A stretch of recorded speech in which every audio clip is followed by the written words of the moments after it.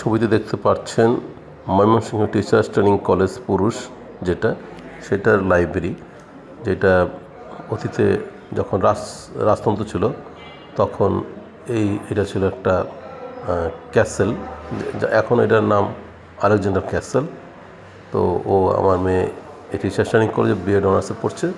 ওর আজকে mid term পরীক্ষা ছিল, আমি ওকে আনতে গিয়েছি।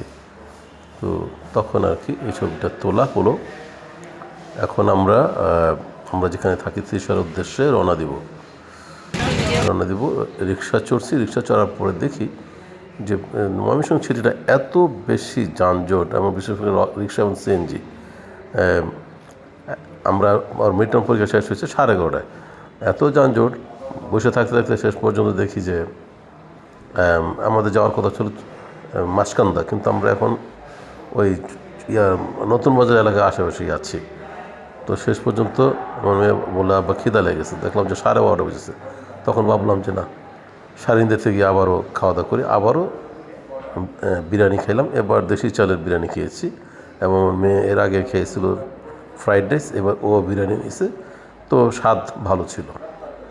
তো শেষ পর্যন্ত জন্য বিরিয়ানি খেয়ে তারপর ওখান থেকে রওনা দিয়ে পরে ত্রিশালে আসছি আর কি।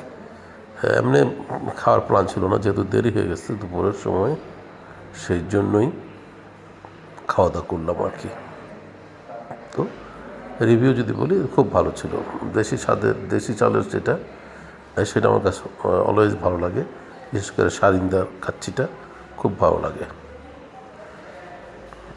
তো খাওয়া শেষে পরে আস্তে আস্তে 3টা বেজে যায় আর কি, কারণ যানজট একটা বিশাল ব্যাপার ছিল। ওখান থেকে আবার সারিন্দা থেকেও যেতে হয় মাসকান্দা থেকে আবার বাসে আসতে হয় ত্রিশাল। যেহেতু আমরা ত্রিশালে থাকি, ত্রিশালে আসি। হ্যাঁ, পরিমাণ বেশ যথেষ্টই ছিল, একজনের জন্য যথেষ্ট।